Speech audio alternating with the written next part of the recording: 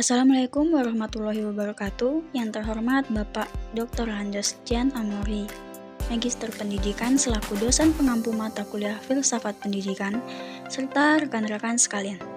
Saya Desduana dengan NIM 009. Hari ini saya akan mempresentasikan hasil analisis filosofis saya mengenai tujuan pendidikan, yaitu membangun individu, masyarakat, dan profesionalisme.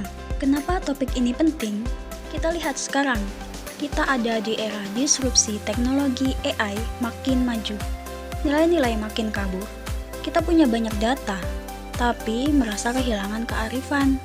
Sistem pendidikan kita seolah-olah hanya didorong untuk satu tujuan, yaitu mencetak pekerja saja. Padahal, tujuan luhur bangsa kita itu membentuk manusia yang berakhlak, kreatif, dan bertanggung jawab. Ada gap besar antara cita-cita filosofis dan kenyataan di lapangan.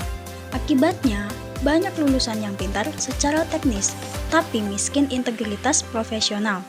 Kita perlu meninjau ulang, karena pendidikan itu harus bekerja di 3 lini sekaligus, yaitu membangun diri kita sendiri, yaitu individu, masyarakat kita, dan etika profesional kita. Makalah ini fokus pada 3 pilar utama yang terintegrasi ini. Yang pertama itu ada individu, bagaimana filsafat membantu kita menemukan diri sendiri. Yang kedua, masyarakat, bagaimana sekolah bisa jadi agen perubahan untuk menciptakan masyarakat yang adil. Yang ketiga, profesionalisme, bagaimana kita memastikan keahlian teknis dibarengi dengan etika moral yang kuat. Nah, di sini ada tujuan makalah. Yang pertama, bagaimana filsafat mendefinisikan pembangunan individu yang otentik. Yang kedua, bagaimana filsafat mendorong transformasi sosial dan kohesi masyarakat. Yang ketiga, bagaimana filsafat menjamin kompetensi teknis dan integritas moral profesionalisme. Nah, di bagian membangun individu ini, yaitu tujuan pertama adalah membantu kita untuk menemukan jati diri dan bebas dari belenggu ketidaktahuan. Eksistensialisme menurut Sartre, yaitu intinya kita ada dulu baru kita definisikan diri kita sendiri. Tujuannya yaitu adalah menyadarkan kita bahwa kita punya kebebasan total dan tanggung jawab penuh atas pilihan hidup kita. Nah, yang kedua, humanisme. Menurut Maslow, tujuan tertingginya adalah mencapai aktualisasi diri, yaitu atau self-actualization. Pendidikan harus membantu kita mengembangkan semua potensi unik dan kreativitas yang kita miliki. Yang selanjutnya yaitu membangun masyarakat. Tujuan kedua adalah menciptakan warga negara yang kritis dan proaktif dalam memperbaiki keadaan bersama. Yang pertama, pragmatisme. Menurut Dewey, sekolah itu ibarat komunitas mini tempat kita berlatih demokrasi. Tujuan eksplisitnya adalah memajukan kehidupan demokrasi, kita belajar memecahkan masalah sosial bersama. Yang kedua, rekonstruksionisme. Menurut Bramil, pendidikan harus melatih kita jadi agen perubahan dan kekuatan utama untuk mengubah kebudayaan menuju masyarakat yang lebih adil. Selanjutnya yaitu membangun profesionalisme. Tujuan ketiga adalah menjembati kebutuhan teknis pasar kerja dengan tuntutan moral dan etika yang tinggi. Yang pertama, realisme menurut Whitehead, tujuannya adalah memberikan penguasaan substansial terhadap materi esensial atau ilmu pengetahuan. Tapi, ilmu itu harus dipakai dan dipraktikkan atau disiplin intelektual dan praktis. Jangan cuma jadi pengetahuan yang lembam atau inner addis.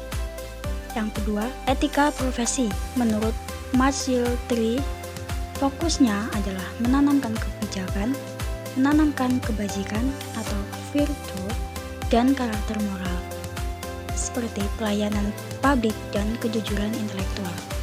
Etika harus jadi inti kurikulum. Profesional yang hebat itu bukan cuma pintar, tapi juga jujur dan bertanggung jawab. Nah, karena pemaparan materi sudah selesai, maka saya akan membacakan kesimpulannya atau simpulannya. Nah, tujuan pendidikan itu konstruk trimateranya. Ketiga, tujuan itu individu sosial profesional adalah satu kesatuan yang saling berkaitan dan tidak bisa dipisahkan. Keberhasilan pendidikan terukur dari otentisitas individu, kohesi sosial, integritas profesional, dan kegagalan terjadi karena kita sering menginstrumentalisasi tujuan atau memanfaatkan pendidikan hanya untuk kepentingan jangka pendek, misalnya cuma untuk cepat dapat uang. Oleh karena itu, kembali ke fondasi filosofis pendidikan adalah hal yang esensial. Kita harus ingat bahwa pendidikan adalah tentang membangun manusia seutuhnya, bukan hanya pekerja. Jadi, mari kita ingat, pendidikan bukan sekedar tiket masuk ke dunia kerja, tapi adalah perjalanan untuk menjadi manusia seutuhnya, warga negara yang peduli dan profesional yang berintegritas. Mari kita mulai dari hari ini dengan bertanya pada diri sendiri, apa peran saya dalam mewujudkan ketiga tujuan ini? Baik, terima kasih. Itulah yang dapat saya sampaikan atau saya presentasikan.